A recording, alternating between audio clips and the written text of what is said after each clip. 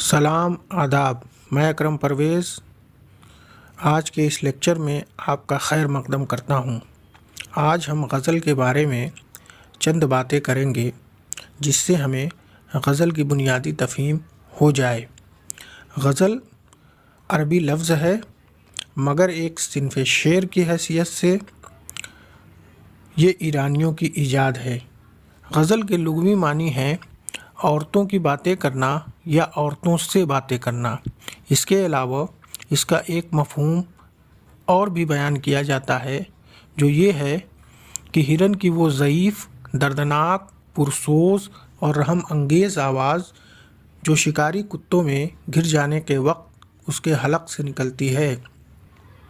ہم دیکھتے ہیں کہ شروع میں اول الذکر معانی سے غزل کے موضوعات اور بعد والے معانی سے غزل کا لہجہ متعین ہوا، یعنی عورتوں کی باتیں کرنا یا عورتوں سے باتیں کرنے کے حوالے سے غزل کا جو مواد ہے، جو فکر ہے، جو خیال ہے، جو تصور ہے وہ پیدا ہوتا ہے، اور جو غزل کا لہجہ ہے، جو غزل کا سوز ہے، جو اس کا گداز ہے، جو اس کی کیفیت ہے، وہ ہرن والے معنی سے پیدا ہوتی ہے۔ اس امر پر محققین کا اتفاق ہے کہ غزل کا آغاز ان عشقیہ اشعار سے ہوا جو قصیدے کے آغاز میں بطور تمہید کہے جاتے تھے اور جن کا اصطلاحی نام تشبیب یا نصیب تھا۔ بالفاظ دیگر، جب ایرانیوں نے قصیدے کی تشبیب میں الگ صنف سخن بننے کی صلاحیت دیکھی تو اسے قصیدے سے الگ کر لیا، مکمل قصیدے کی بجائے صرف تشبیب لکھی اور اسے غزل کا نام دیا۔ غزل کی حیت خود اس بات کا ثبوت ہے کہ وہ قصیدے سے کٹ کر الگ ہوئی۔ غزل بنیادی طور پر عشقیہ شاعری ہے، لیکن رودکی سے لے کر ناصر کاظمی تک 1000 سال کے طویل عرصے میں غزل میں مضامین کے اعتبار سے اس قدر وسعت پیدا ہو چکی ہے کہ آج عشق و محبت، فکر و فلسفہ، دین و اخلاق، عرفان و تصوف، سیاست اور معیشت، نفسیاتی اور سماجی مسائل، کائنات کی وسعتیں اور باطن کی گہرائیاں، گرزے کی حیات و کائنات کا ہر پہلو غزل و شعراء کی دسترس میں ہے۔ غزل کی حیت میں حسب ذیل باتیں شامل ہیں۔ غزل کا پہلا شعر مطلع کہلاتا ہے۔ اس کے دونوں مصروں میں قافیے کا التزام ضروری ہے۔ مطلع کے علاوہ جو باقی اشعار ہوتے ہیں اس کے دوسرے مصرے میں ہی قافیہ ہونا ضروری ہے۔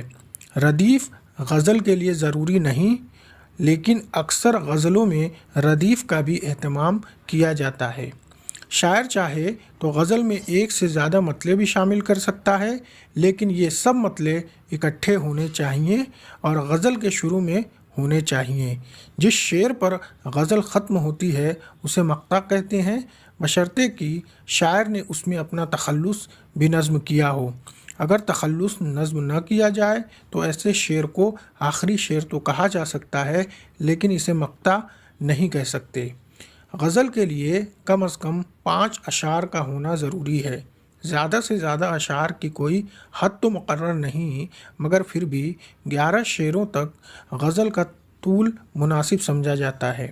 غزل میں تعداد اشعار کا طاق ہونا بہترین مانا جاتا ہے۔ غزل کا ہر شعر معنوی اعتبار سے اپنی جگہ پر ایک مکمل حیثیت رکھتا ہے۔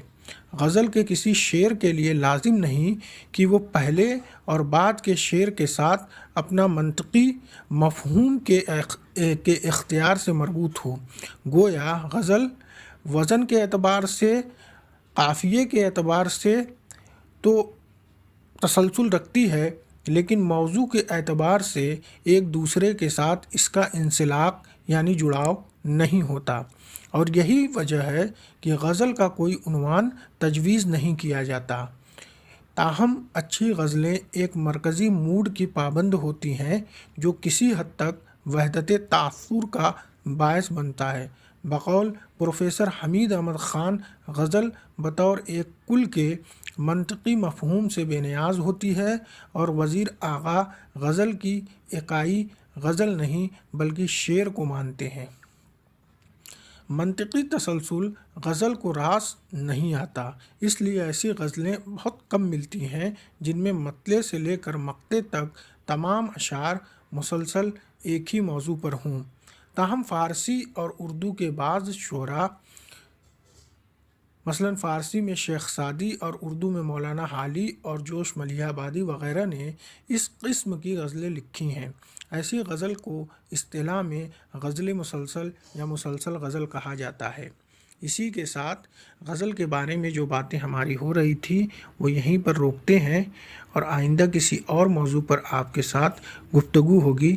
تب تک کے لیے بہت بہت شکریہ۔